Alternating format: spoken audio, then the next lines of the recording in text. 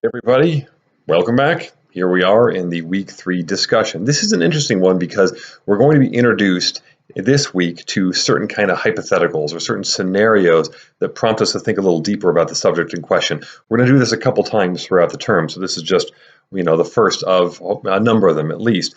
In this situation, you're basically giving some instruction to your friend who doesn't really understand how to use Outlook very well, doesn't know how to use email very well.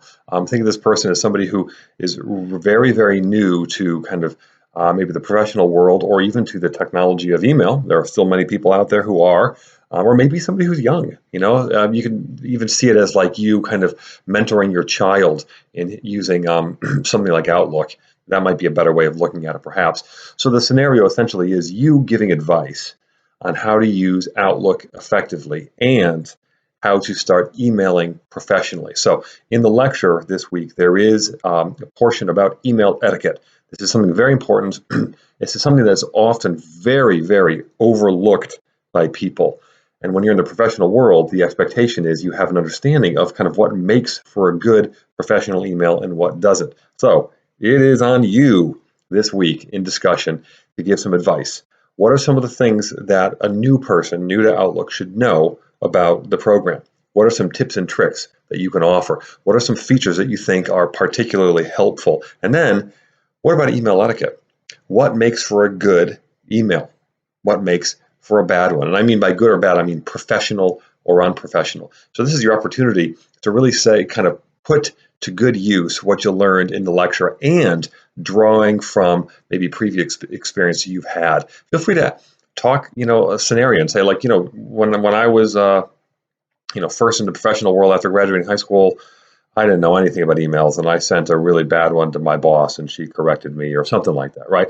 Or boy, do I hate it when people send me an email and it looks like they texted it to me on their phone, something like that. Okay, so any way you can to kind of flesh out the discussion board this week, that's really what I'm looking for. Is just kind of bring something new, something relevant to the table. Now, you're also going to notice that there's going to be an additional thread started by me. This is going to be something that I will be doing going forward.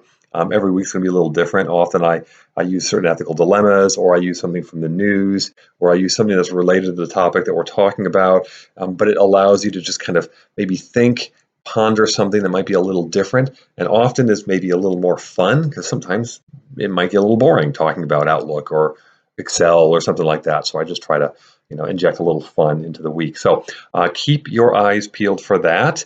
Sometimes they're extra credit, sometimes they aren't. They're never required. But remember, whenever you're doing discussion board posts, you want to have, by the end of the week, at least one initial post and at least 3 plus 1, 3 replies. So at least 4 posts each week.